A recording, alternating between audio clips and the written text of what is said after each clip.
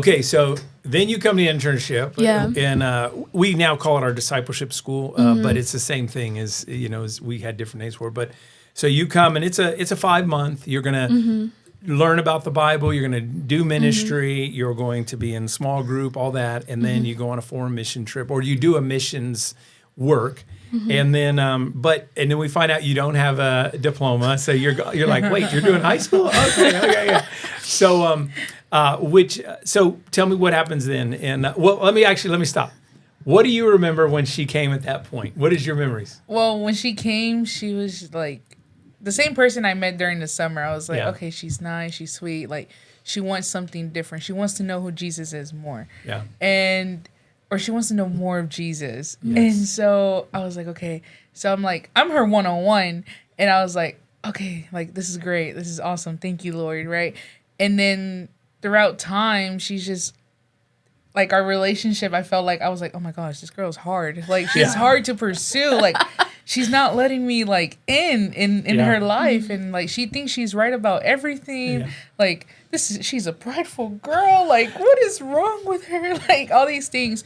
And I had, like, we had a hard conversation at one point, and it was more like, Fanny, you're not doing this. I'm expecting of this, and this and this and that. Like, I was like, oh my gosh, who does she think she is? Like, I can't, I'm sorry. Like, I'm not meeting your expectations and stuff. And so, but again, like, all that now, I mean, now knowing that now is like the trauma that she's been through, and she still wasn't letting go of that. Yeah. And so, well, I think the important thing to note here is, and this is what we're going to talk about this next few minutes, is it's really called it's the process of becoming a disciple. It's the process of sanctification, which is a big spiritual word, just meaning becoming more like Christ. And you came and you had a heart. I mean, I could see that from the beginning. God was speaking to you. God had changed your life. But yet, when we come to God, He doesn't just change everything in us. I mean, you went from darkness to joy, or from sadness to peace, but that didn't mean all your thinking changed, all of the way you did things changed. It was a process, kind of like you had to work out the muscles more to get more strength. You have to work out those spiritual muscles to get stronger spiritually. Yeah. And I remember pretty quickly on, I was like, okay, she's got a little process. She's got some, there's some discipleship that needs to be done. And I'm going to tell you one of them that I thought was just so funny is I remember early on, and I think it was with Fanny, you came with a list. And you had detail after detail after detail of why they weren't good enough, why they weren't, and that wasn't your first list, by the way, but why they were poor leaders, why this, and why couldn't they understand this, and why couldn't they see that? And I remember you're reading it to us, and I'm in the back of my mind laughing. But I mean, I can't do that to you or make you feel like, but I'm laughing going, oh my gosh, this young lady has got it all figured out in her mind, but it's okay. We're going to be patient with her. And you've done that list thing 2 or 3 times with a couple of people. I know that. One note, what I remember feeling was this, and this even goes back to you ended up getting your diploma, and then you start taking the Bible classes. Literally 99s or 100s on all of them. I mean, if not 100 on all of them. What I found was you're an incredibly intelligent young woman. Yeah. Whether you didn't have finished school because of all the stuff you went through, but you were very incredibly intelligent. But that also needed to be submitted to the cross. You know what I'm saying? Like, intelligence doesn't make us better. Humility, love, compassion, and then God can use that intelligence for other great things. Does that make sense? But it has to start with a heart. And that's what a discipleship school or internship's about. So you're coming, and man, it was a fun process. I mean, that's a good way to say it, right, Fanny? Yeah. You had to deal with it more than I did. I remember you a couple of times coming and going, I don't know what to do. I just feel like nobody. I mean, Jason, I don't know what to do. I'm failing her. Like, can I switch someone else? You're like, no, you got to. Discipleship is messy. I didn't know that till just now. Yep. And, And then you're not as like, she's very like da da da da da, and you're like, well, hold on, you know, you want to process it, and so that was like, but I remember thinking, and I remember telling Misty and Edgar probably, I know I told one of them, like, man, when she gets through this, she's gonna be better. It's, you know, when you have to go through these experiences, but God started moving, and so what do you remember about what God? I'll tell you a couple other things I remember, but first, what do you remember from coming there to let's say maybe 6 months to a year later? What did God start revealing to you that you were still carrying some of this stuff, ways of thinking, attitudes, other like that? And then God started revealing, oh, wait, something needs to change. And what do you remember about that time? Oh, my gosh. When I first came to Agora, I didn't know how to people.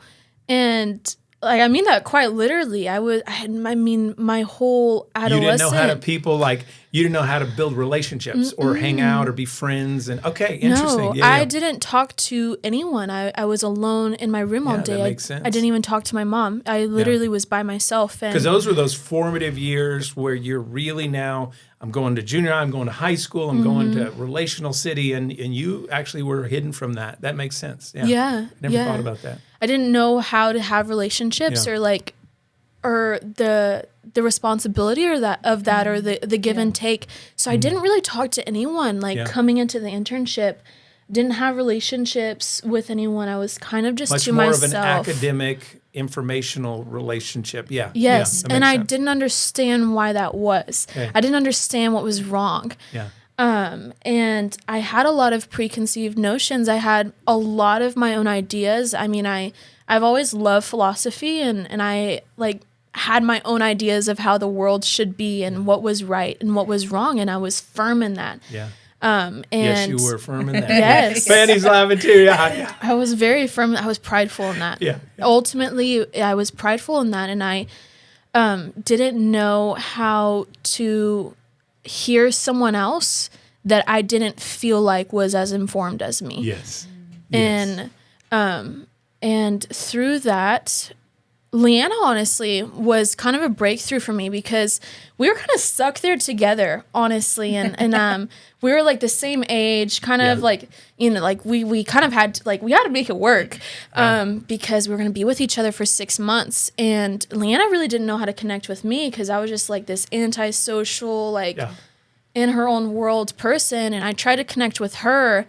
And I think we were both intimidated by each other. I don't think she knows that I was intimidated by her. Yeah. Wow. But I don't think she would know that. No, I think it would be the total opposite. Yeah. I was intimidated by everybody. Yeah. And it was just a whole new world. I had never seen people do life like I saw at Agora. It's actually funny looking back because I remember I would talk to the girls. I would not talk to the guys. I really wouldn't have relationships with them besides Casey, honestly. Jared sometimes. But I remember going and I was like, I didn't know boys could act like this. Yeah. I didn't know men could be respectful. My okay. whole life. We're all goofballs. So, no, y'all are goofballs. Yeah. My whole life men were just used me. They really did just use me, and I came in and I developed instant crushes on all of the men. I kid you not. It was so funny. Well, you had such a void of kindness and compassion, and then I can only imagine. Yeah, that's funny. It was so funny. But yes, like pride in my own ideas of the world. Honestly, I had to learn from the way people reacted to me. Okay. And that was a lesson because I could tell I was hurting people. I could tell people were keeping their distance from me, but you can't really go up to a person and be like, hey, why are you treating me this way? Why is it that this is how you react to what I'm saying? So it was just God in a process of realizing how much pride I had and realizing that in a lot of my relationships, I wasn't taking the responsibility of having a friend ship to a person and realizing how they're in the image of God and they have their own ideas, and God made them with gifts that I don't have. Yeah. And I need those. Like, that is the body of Christ coming together, that I don't know everything. I don't have everything. Yeah. We're meant to work as a group.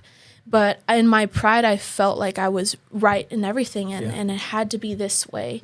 And I remember one of the things that kind of changed my idea of it is you told me the story of King David, and how David, he was under Saul, and Saul treated David as a son at first, and then he just hated David. He abused David. Yeah.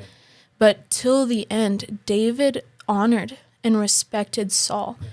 And you're like, Cherith, like you've got to find that. Like you've got to find that. And I thought about that a lot, and about how my pride was ruining ministry, and my pride was ruining how I could reach people.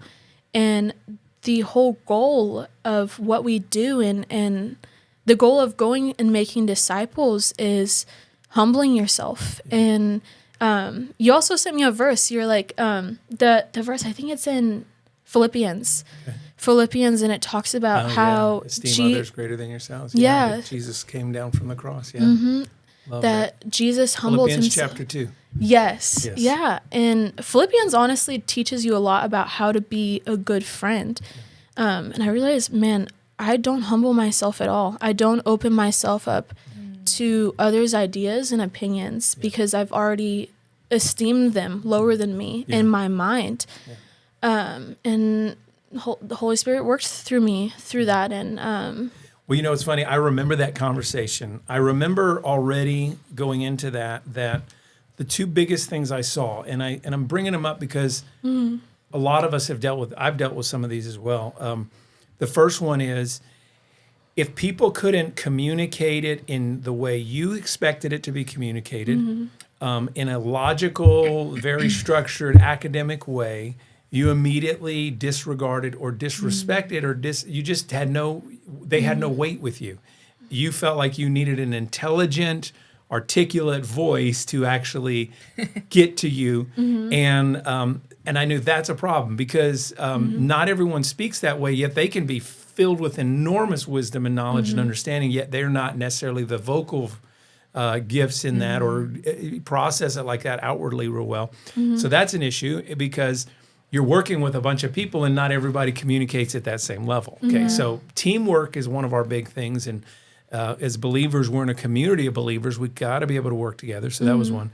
And then the other one was you did have a lot of, because of that, there was that pride and a little bit of, I they're not as good as me. And then you were learning that you are smarter than you thought you were, probably because you were going through all your stuff. You realized, wait, I can pick up things quickly. I learn fast and all that. And those are great.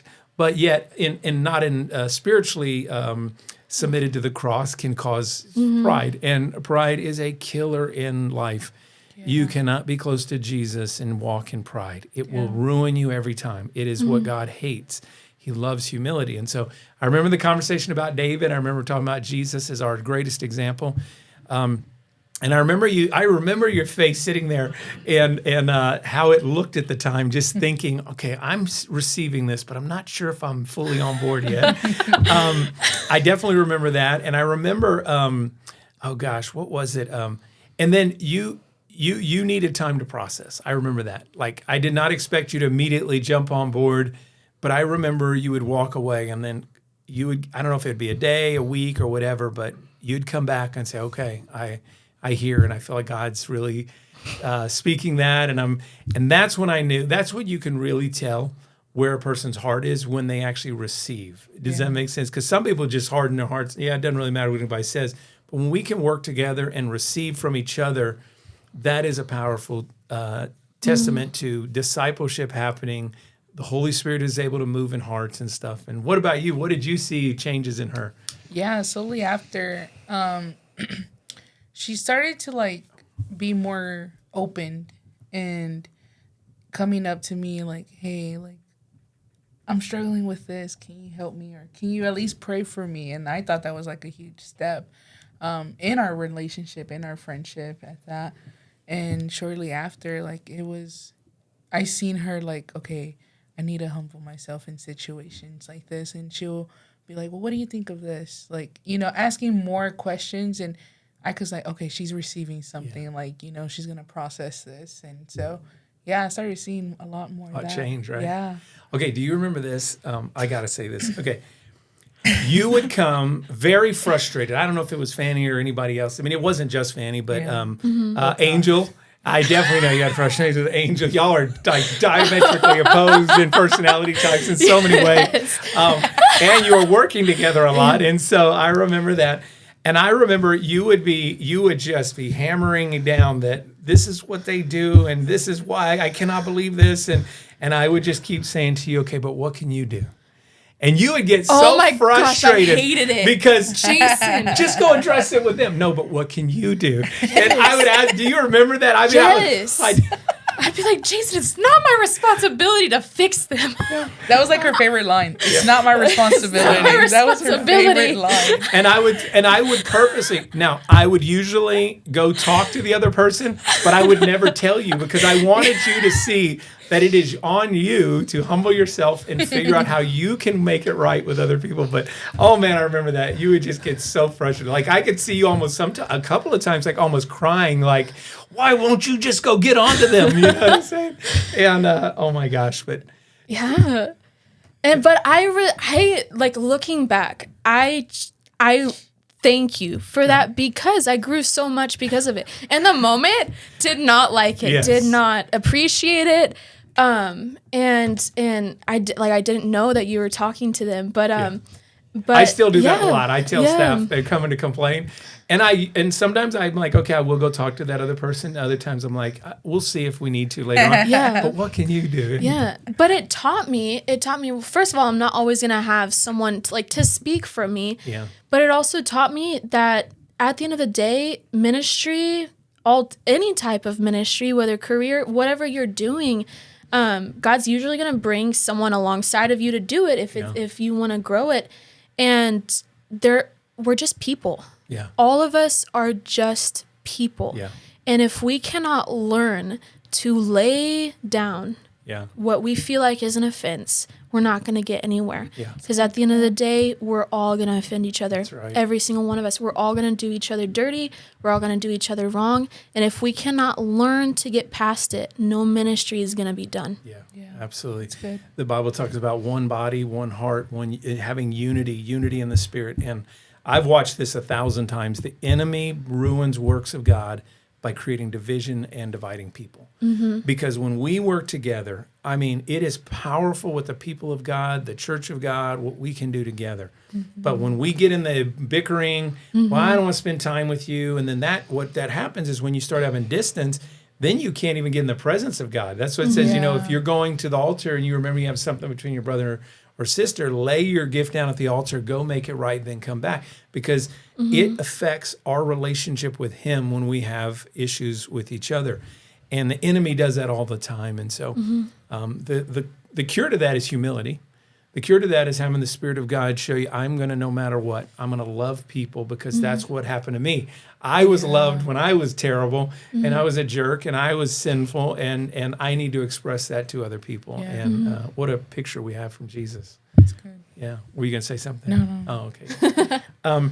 So I remember that time, and then but you've been now 2 years, and you have grown so much. I want to say one other thing I thought because I think people will understand this frustration, or people have had this question. I remember you would read things in the Bible and you always were asking us questions, which I love. I mean, let's talk about it, and we go to lunches and Cherith, you could see her, she was itching to ask the question, okay, but what about in the Bible this, you know what I'm saying?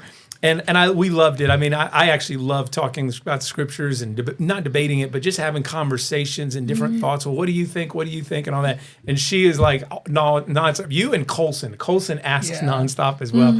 And but I love it. You and Jared at the time. Jared, yeah. Oh my gosh, they would always debate. And she's like, I love to debate. I'm gonna debate. Yes. And I was like, I'm gonna debate your thought. And I was like, oh my gosh, Cherith, calm down. But I remember there was one question you had, and I remember spiritually feeling Our production artist over here is watching YouTube videos, and no, I'm just kidding. Oh, the Bible app, reading the Bible. Way to go! That's Nate. a good excuse. Yeah, that's a good excuse. People can't get mad at you if I you're know. doing I was that. like, what? And then, the Bible app accidentally. Wait, was on the whole time. Joe, you're No. clapping the whole time. Yeah. What? Yeah, anyways. No. That's Nate over We did there disrupting the conversation. No, we love him. You're fired. Yeah, you are the weakest link. Goodbye. No, that is right. All right. So I remember you had questions because there was times that you felt you would read the word and God was being unjust in your mind, right? Mm-hmm. And I remember those thoughts, and I remember there was times I would explain a little bit, and there was times I think I remember just telling you. I remember wanting to like almost offend God and explain and all this, and then I just had to say, the reality is that we're not always going to understand, and then secondly, whatever God does is good. Mm-hmm. Okay, I know it may not seem like it for us, and we don't have understanding at His height, but we have to come to a conclusion that I'm submitted to God.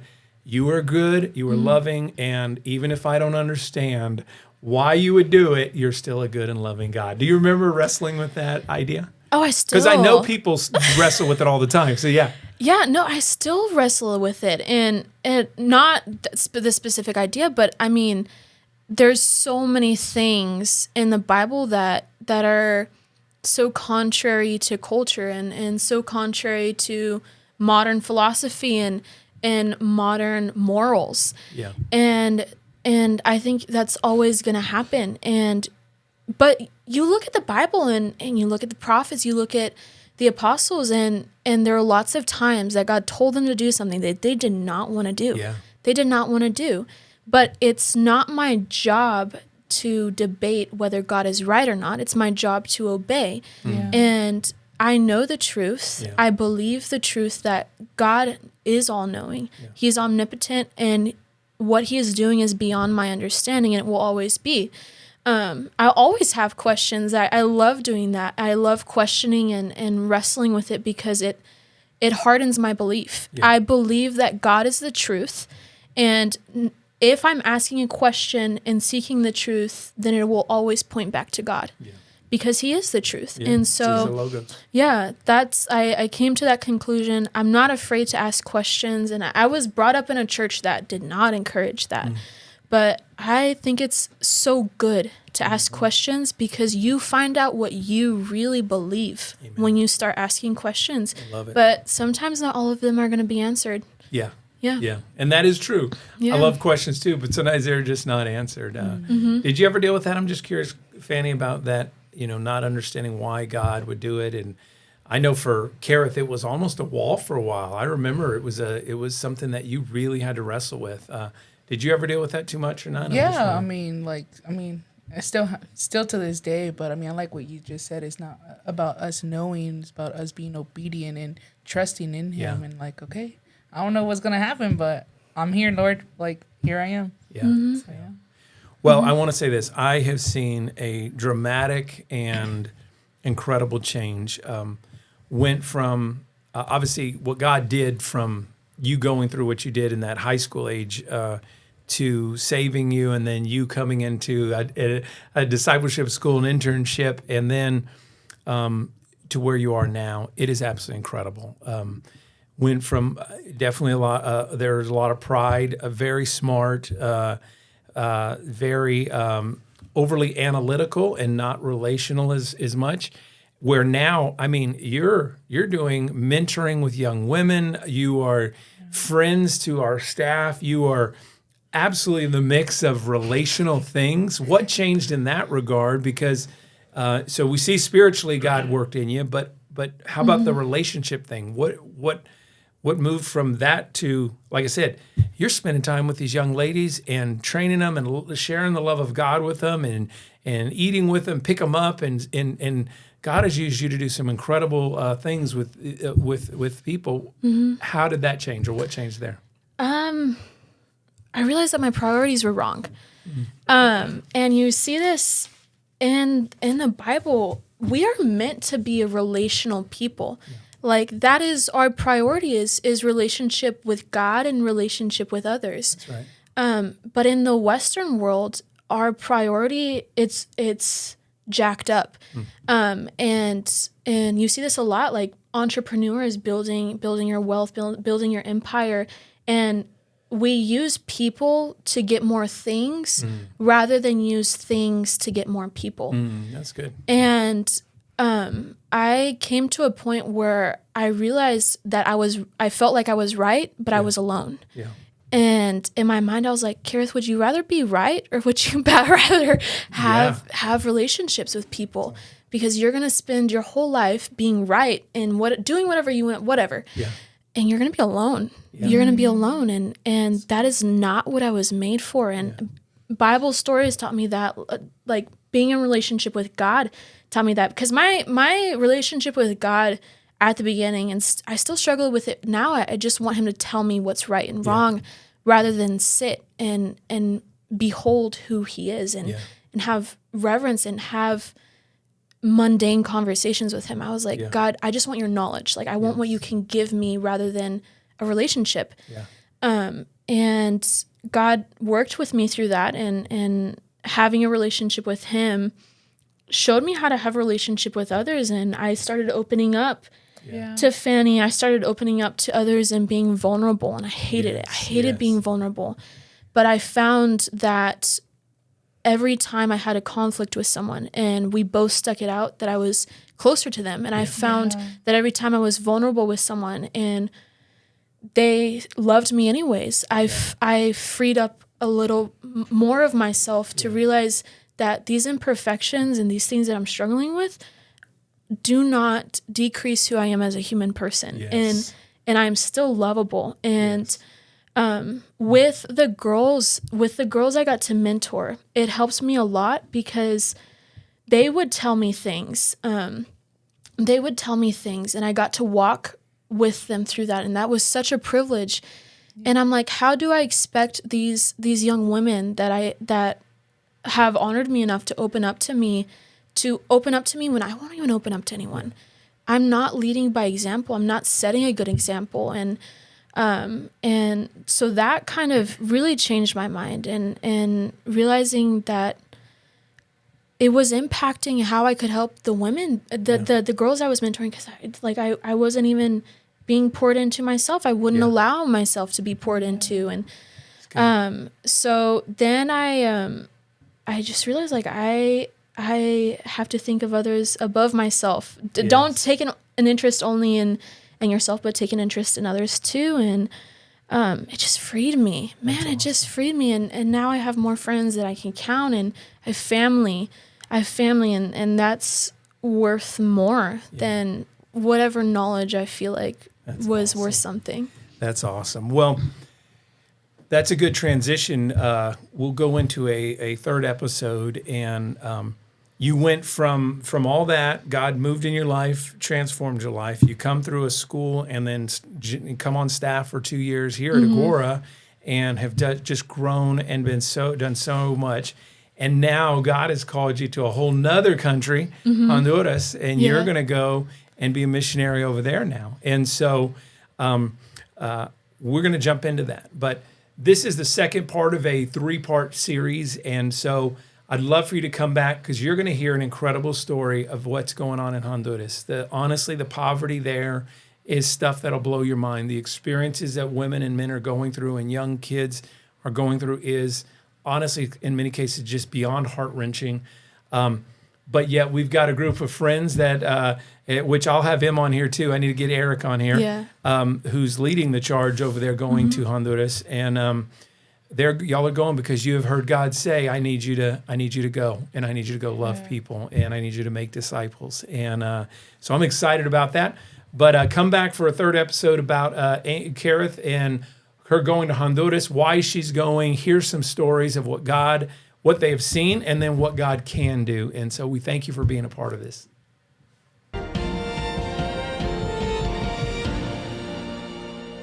Thank you for watching the AgoraCast. Would you please subscribe? That way you know when we post a new episode or content. Please leave me a comment.